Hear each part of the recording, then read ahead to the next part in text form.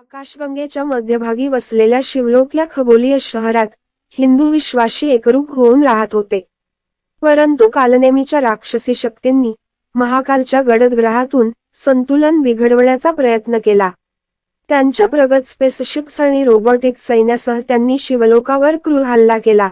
निर्भय योद्धा ऋषी श्री रघु यांच्या नेतृत्वाखाली हिंदूंनी आत्मज्ञानाच्या शक्तीचा उपयोग केला, एक दैवी ऊर्जा जी त्यांच्या आत्म्यात गुंजत होती.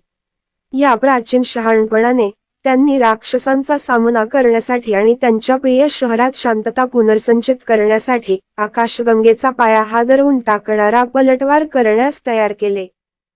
ही लढाई शिवलोकाच्या आसमंतात पसरली. हिंदू योद्धे कालनेमीच्या अंधाऱ्या सैन्याविरुद्ध भिडले. श्री रघु आणि त्यांचे सहकारी शौर्याने लढले. त्यांची आत्मज्ञान शक्तीने चालणारी शस्त्रे राक्षसी चिलखतातून कापली. जसजसे हिंदूंच्या बाजूने समुद्राची भरती वळली, भगवान विष्णू युद्धभूमीवर उतरले. त्यांचे आकाशीय रूप दैवी ऊर्जा पसरवत होते. आपल्या हाताने झाडून त्याने राक्षसी सैन्याला दूर केले, त्यांना परत महाकालात घालवले.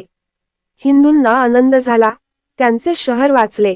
विष्णूच्या संरक्षणात्मक कवचाने शिवलोक व्यापले, शांतता आणि समृद्धी सुनिश्चित केली. त्यांच्या विश्वासाने आणि धैर्याने त्यांचे घर आणि विश्वाला अंधारापासून वाचवले आहे हे जाणून हिंदूंनी त्यांच्या विजयाचा गौरव केला. भगवान विष्णूच्या सावध नजरेने ब्रह्मांड व्यापून टाकले.